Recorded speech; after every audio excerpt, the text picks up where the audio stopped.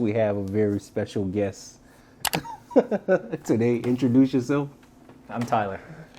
Yes, he's Tyler. He's Tyler. This is my close friend. Met Tyler years ago, and we stayed in touch.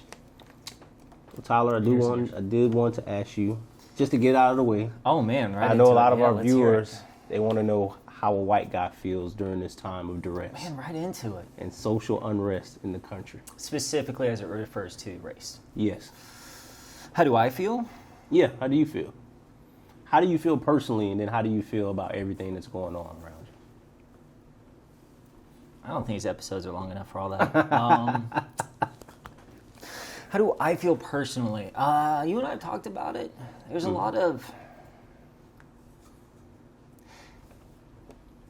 Like, I have what it is that I feel about it, and then there's this other thing that comes into play where I'm a young white guy from, like, middle-class family, so tons of opportunities. So you feel like you're not allowed to have certain feelings about things because you feel like you're going to upset somebody no matter what you're saying. And that goes back to other things you and I have talked about. Like, everybody's divisive right now. So Right. I would say it's really upsetting. Like, it hurts, but like in a sad sort of way. Mm-hmm. Because there are a lot of things that haven't really come to light the way they should have, I feel like, and understood by the white community. Like what? How systemic it goes. I was trying to think about this, and I was taking very specifically your example and my example.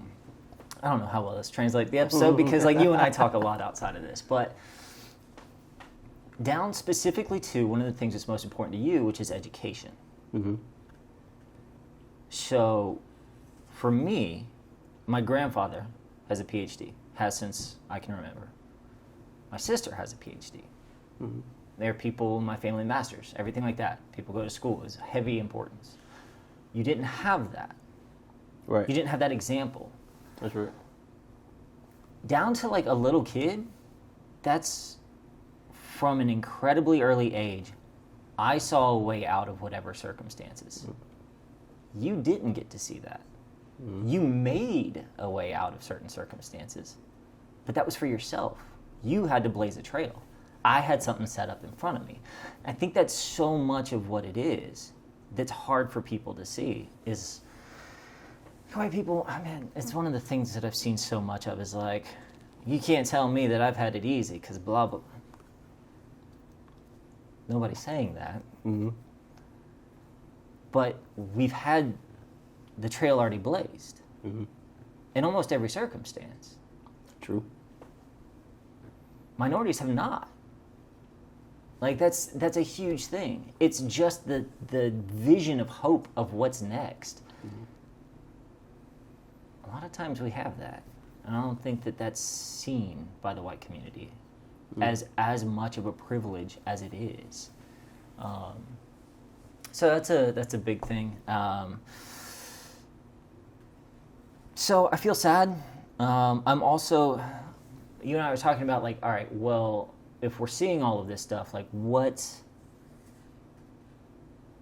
do we want to actually see happen next? Yeah. Like, what's the outcome? If everybody wants to get upset, okay, fine. But there has to be a positive outcome. Like, it has to get something done. It has to get something accomplished. Mm-hmm. And so now I think we're starting to have some conversations around that, which are also getting pushed back. Yeah. Because, of course, they're having pushback. But, you know. And people feel, I'm not completely opposed to symbolic change, because I think you have to start somewhere. What do you mean by symbolic change? Like the Black Lives Matter on the streets. Yeah. I think that's a step forward. Mm-hmm. Now, of course, you have people complain about everything. Of course. But things like that are a step in the right direction. Yeah. At least they're acknowledging something is wrong. Now, some people will say that's not enough. Of course, it's not enough right now. But real change doesn't take place. You know, it takes place over a long span of time. It does. And that's kind of what led me to think about the thing having to do with education is massive changes didn't take place that long ago for civil rights movements. Like, that's not that long ago. No, it's not. I mean, think about the fact that essentially what you're attempting to set up right now for you is for your child and your grandchildren your grandchildren at this point. So we're 2 generations removed to what I have right now and had in mind. Yeah. That's what you're trying to do now. So, one, no, I don't think what we're doing is enough. Yes, I would like it to be faster. But I am so ill-equipped to understand what that stuff would entail that I don't feel like I can actually say how to have it accomplished. Other than just like what you and I have talked about, like more people need to have a conversation. There are things that need to be set in place. But again, like everybody just wants to be like, this is my side, this is my story. I don't care what. Calm down, my language. I don't care what your story is. I don't care what your perspective is. I don't care what your trials, what your tribulations, what your successes were. No one cares about hearing about the other person at this point. Maybe that is fundamentally divisive and how we're getting to the point where we are. It's discouraging to the person if everyone's dismissive now. So you can't have any political discourse. You can't have any dialogue about anything. That's a good word to describe it. Anything. It's immediately dismissive. Yeah, anything. It's not just politics, social things. You can't talk about music. You can't talk about anything without someone saying or being completely offended at the inception of the conversation.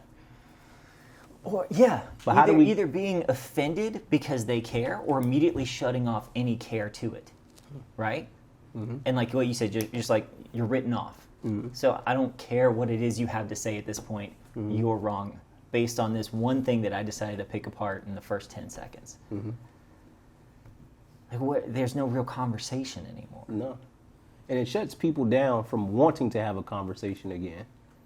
If I see like this is a trend, I keep getting shut down. Right. So if that happens to you 3 times, I'm done. I'm out. I'm not talking about it anymore. Yeah. Either you're going to reciprocate that on the next person you're talking to. It's more than likely what's going to happen. Right. Yeah. That's what we do. Yeah. It is what we do. So now it's just exponential. So at what point in time do we stop that snowball? And how do you stop that snowball? I'm just as ill-equipped as you to know how to stop the snowball. I would like to know. I would like someone to know. Do you think we've increasingly become a faithless society? You're a man of faith. I am. You weren't always like that. I was not always like that. But it's interesting because you were like that growing up in a way, right? Oh, no, I was. Yeah, I grew up in the church. What led you away from God and what brought you back? Sure. Now, obviously, we don't have enough time, so you have to give a concise story as you can. Brief synopsis on this? Yeah. All right, so I grew up in the church. My grandfather, who has the PhD, is a pastor and was for like 40, 50 years. Yeah. Got away from it because, fun fact, I was a pastor for 2 years. Yeah. Did you know that? You told me before. Oh, yeah, it's fun times. If you knew me like a year ago, that's the funniest thing in the world. I saw a lot of the problems that were happening in the church, and so I wanted to get away from the church. So I got away from the church, and I wanted to try and find God on my own outside of a church setting. And you and I have talked about that early on a good bit. Eventually, I got to the point where I had this theory that God must be an equation, both of the universe being the sum, all of the universe, the sum total of the universe equals God, and it was in equal sides, right? So I got to that, and then things happened with my ex-wife, and I then looked back at several different tragedies that happened throughout my life and realized I don't believe in a balance. And at that point in time, I questioned whether or not there was a God at all. Because at that point, once you decide that there's just an equation, you're teetering on agnostic. Like, that's really That's what you are. Until you acknowledge that Jesus Christ is somehow the link between those two, you're agnostic. That's what it is. Or maybe a different religion that I'm not nearly familiar enough with. And then, once you say, all right, so that's no longer, so if they're not balanced, then God equation side may not exist at all, and it's simply the universe, in which case you're atheist. What got me? Did you ask me what got me back to it? Okay, man. There's a lot of stuff that It happened. was. And then you and I had just talked about this. But You mentioned your divorce. I was about, but I got to a dark place where basically for about 4 years, it would be pretty rare for me not to want to kill myself, at least once a day. I was on medication and saw some counselors and ate right and slept right and Did any of that help? exercise. Yeah, did? I'm not dead. I mean, So there's that. thank God. Yeah. The medication helped, but it's what keeps you afloat. It's what puts a floor underneath you, so you don't go any further. Like, there's a stop to how low you'll go, typically, but it does create the floor. Okay. That's a pretty key thing for medication. So I wanted to make sure that my daughter had a dad that she remembered as being happy. Because I was like, man, if I do die, like, if she has any memories of this, it's just going to be a pretty depressing picture in her brain about what this looks like. So I needed that to change. And I couldn't remember what it was like to just, like, really easily laugh. I had no idea what that was about. I couldn't remember it. I didn't understand how people did it. I stopped finding joy in anything. Like, I would just try and find things that would bring me happiness, and nothing was working anymore. So, reached out to somebody that I knew went to church. I thought it was going to be a big church, and I could just show up and disappear because I didn't think it would work. And it was a tiny church, and it did work. And I realized the next day, so I went on a Sunday morning. The next day, I was like, wow, it's crazy. I didn't actually want to kill myself yesterday. And then a few days went by, and that thought kind of started to creep back in. So I was like, I need to get back into it. And then just ended up really understanding what a relationship with God and Jesus and the Holy Spirit and how they all kind of weave together for me, and Do you feel not alone. So, during this time, Which time? during this time that you were talking about, where you were teetering, where you didn't agnostic, believe, atheist, right yeah. before you kind of Sure, got back sure. into being your true self, how did it feel? Did you ever see an end, like a positive end, when you were depressed, or do you just see it as like? Oh no! The positive end is it stopping, is dying. You can't wait for that. That is the best possible outcome.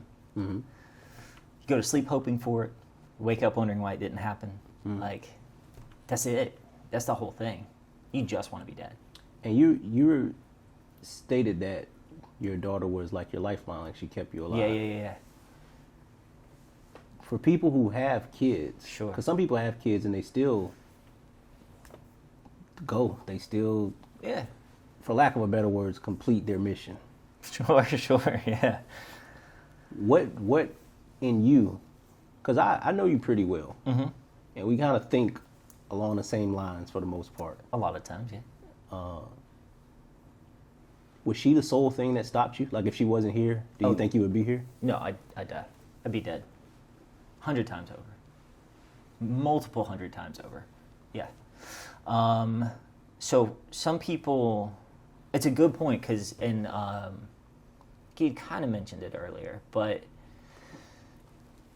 you had kind of said, even with a kid and all of the depression, you managed to come out on the other end. Yeah. Right? And like I said, like, sometimes that was a real conversation I had to have. And part of the good thing about my mom dying when I was 11 is I knew what it was like to grow up without one of my parents. I don't really have much memory of her before that. So I don't know what I was missing. There are a lot of people who suffer from the, only having one parent around, stuff like that. But I had to figure out whenever I was, one of the first times I was really considering, like, all right, I really want this to end. Mm-hmm. I kind of went through a checklist of things like that she could be provided for, like monetarily, like all of these different things, right? But I realized there were just a few, two or three things that I could provide to her that nobody else actually could. Like, that I have this confidence, like bordering arrogance, mm-hmm. of like whatever I feel like I need or want to be able to accomplish, I can do that thing. We share that. We do share that. Mm-hmm. Nobody else in her life has that. Mm-hmm. Nobody else can instill in her, like, hey, nothing can actually stop you. Mm-hmm. You can do whatever it is that you feel like you need to do. Mm-hmm. Nobody could give her that. And my child needs to be able to understand that. So that was the primary one. I'm big on like dreaming big and hoping big and things like that. And like I didn't see anybody else who really, like whenever like you'll see it in like kids movies or some stupid stuff like that, you'll just be like, oh, you want to be an astronaut? You can be anything you want to be. And I'm like, that's a saying that we all started spouting a lot. And I don't feel like anybody backs it up that much anymore. No. I was like, no, you really can. All right, let's sit down and look at some ways that we're going to be able to accomplish this thing. If you really want to do it, I'm right here with you. I'll hold your hand. Let's go. Mm-hmm. Let's get this thing done. So once I realized there were things that she would actually need me specifically for, mm-hmm. then I had to hold on. The countdown you were talking about, like, hey, have you ever thought about moving? And I was like 13 years. The reason I have that unlocked so easily is because it was unlocked for whenever I could kill myself. That's crazy. Is as soon as she graduated high school, I could kill myself. That's crazy. But she would still need you. Everybody likes to respond with that. And I'm like, no, she really wouldn't. She would still need you. She would think that she would, but she doesn't. That's a good point. That's a good point. And you're not someone who, you understand, I know this is kind of sound crazy to say, but you understand adulthood pretty well.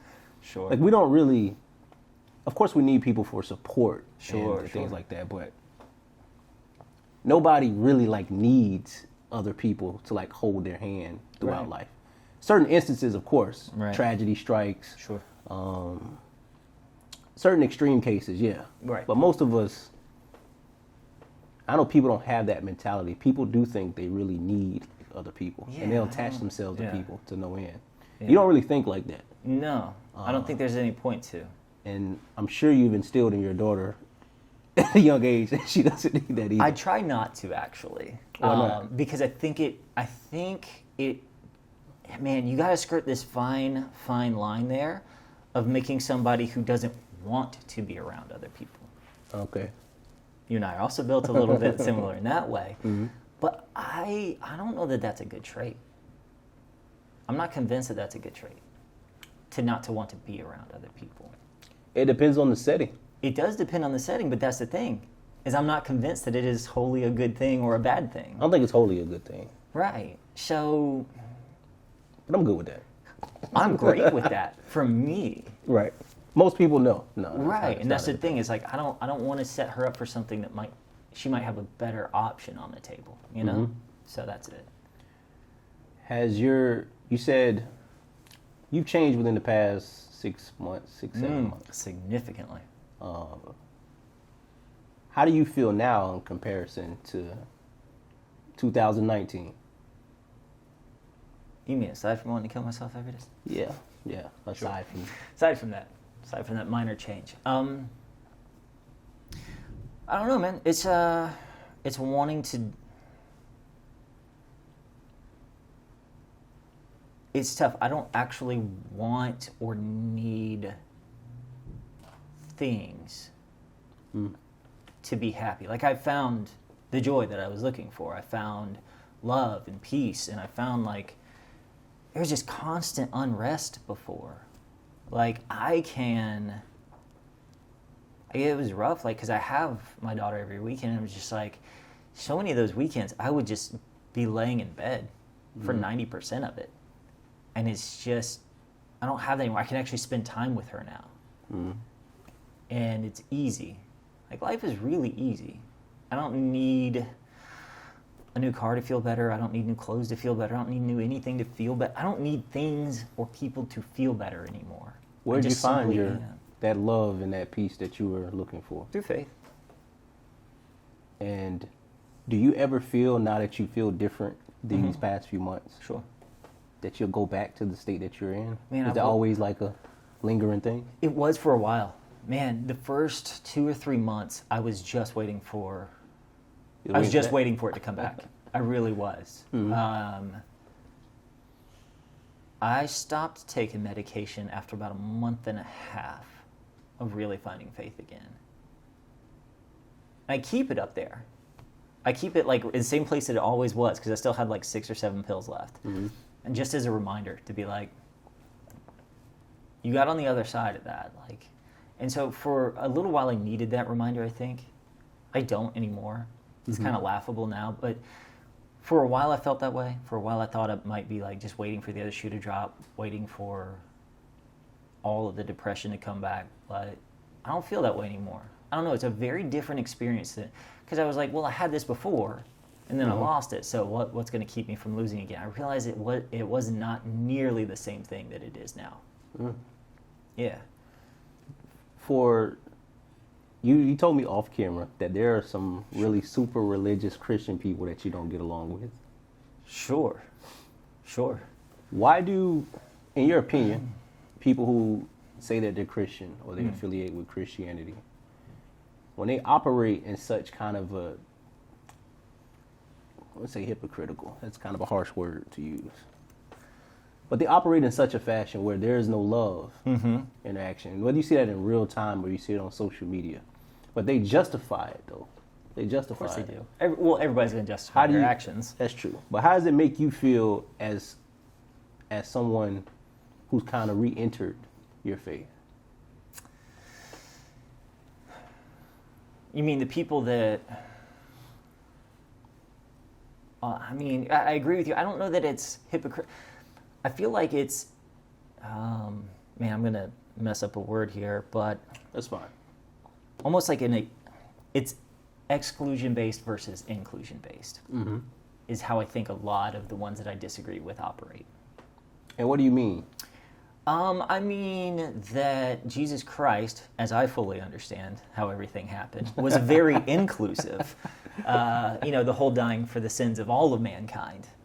That's a pretty important thing. That's a lot of what I latch onto and just be like, yeah, all of mankind, not just your best friends, not just the people you grew up in a church with, but even though you never really had faith. But I think there are people. That's inclusive. Exclusive would be if you don't think or act exactly like me and you don't do the exact same things as I do. That's big. Then you're not.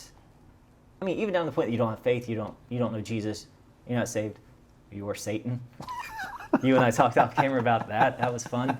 I mean, there's just like... That's big. I don't understand why people... It goes back to the conversation, but I'm sure there's a follow-up question you had to it there. Yeah, I have a follow-up question. But what have you... Through the span of... Since I've known you, I would say that you've grown a lot. Sure. In different ways, though. That's good.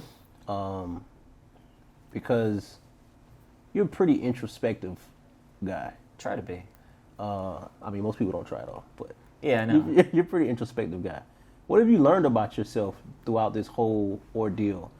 And even now, where it's like none of us Which can ordeal, really... by the way? The ordeal of you leaving your faith, you becoming depressed, you were suicidal. Sure. Yeah. Now you come back to your faith, but you've come back to your faith in a time where it seems like a lot of people don't have any faith about the future. And that's a good point. That's upsetting, right? It's pretty upsetting. Because I generally think things will get worse before they get better. History shows. It's usually how things go. Yeah. History does repeat itself. A philosophy you live by. Sure. Yeah. But what have you learned about you? Because this is like the perfect time for someone to come back to like, okay, I believe again. Right. When like the majority of the world, no one knows what's going to happen next. But you're a hopeful person. Yes and no. So it depends on how you want to define that hopeful. Is that hopeful saying that I am going to be okay? Like, in fact, not even okay. I'm going to be good regardless of what happens? Yes, I am hopeful. Mm-hmm. If you want to define it as,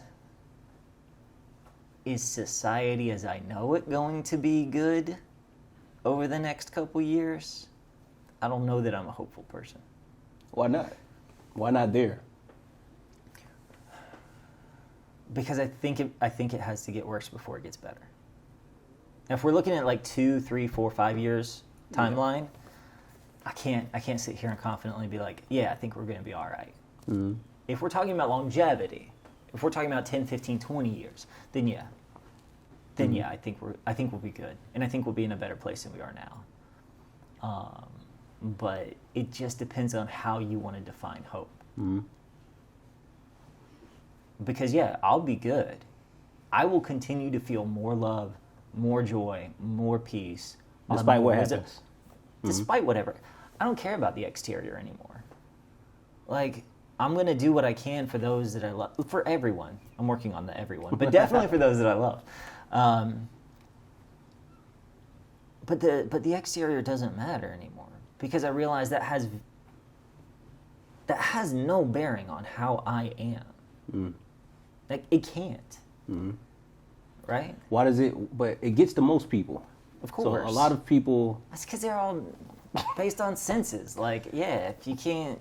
Yeah, but I think there's validity in allowing.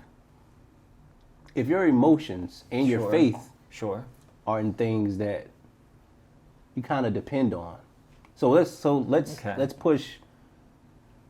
So we're gonna have to dive into a piece of that if you don't start to define it further. So we're not talking about God, right? Sure. Okay. Most people's faith are in other people. Oh, and they are in souls. Okay. They are in things. They are in cars and their job and stuff like that. As they are. Right. People don't have anything to cling to. Fair. Well, yeah. So in their minds, there is no hope because the thing they were clinging to is no longer there. But that's indicative of the problem with their philosophy. I mean, I agree with what you're saying. But I'm just saying. I don't know why I was. But I'm just like from their perspective, they feel like. I think there is there's joy, and there's peace in not knowing what's going to happen next all the time. You can't. There's no way for me to know. That's just silliness. Because like there's no way. It takes the fun out of it. Well, it takes the fun out of it, and like, man, you're gonna be wrong a lot. And if you're trying to control it and you want to base your own happiness off of the prediction that you have for what's coming next, like, you're gonna be upset a lot of times. Mm-hmm. And if you want to base your happiness on these external things, like, I get instant gratification.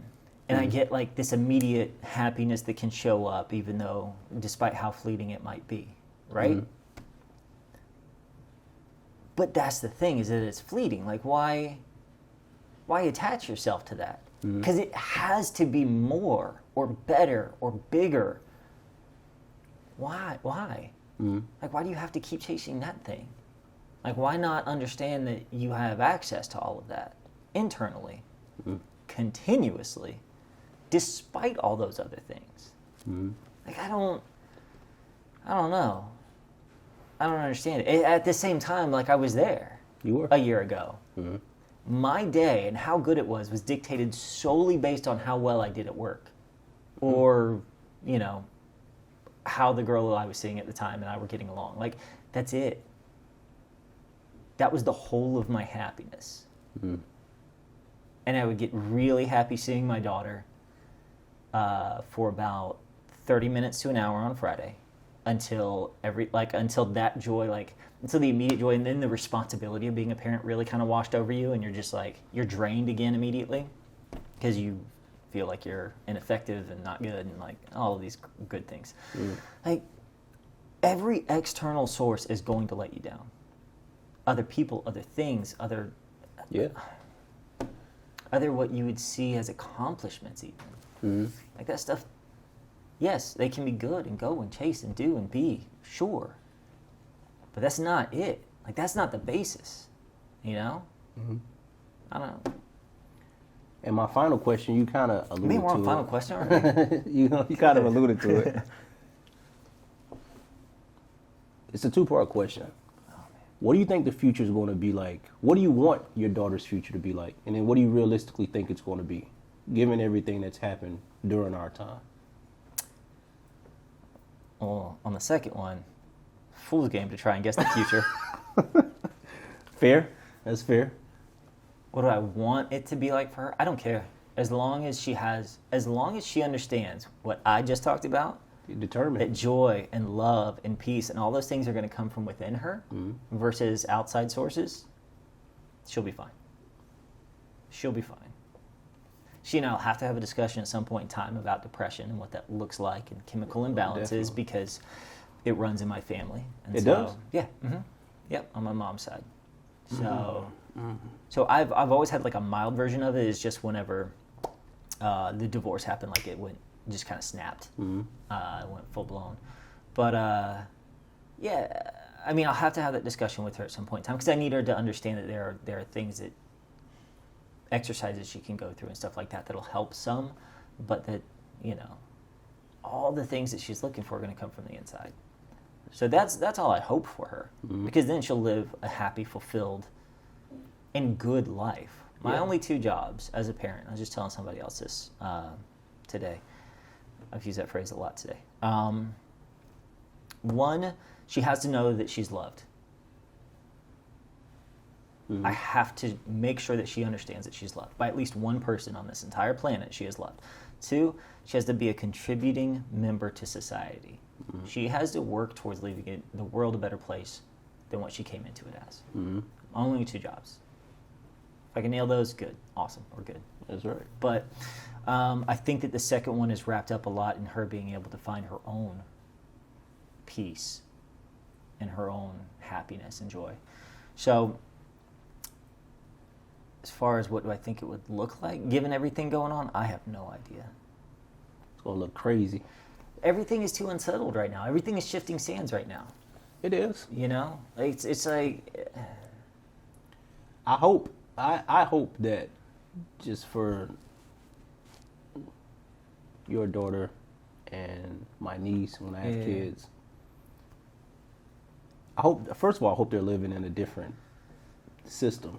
Man, I hope so. I know that's like I'm dreaming big, it's kind of far-fetched. Hopefully not. But I hope they're living in a different system that's more people-centered. I agree. But is it...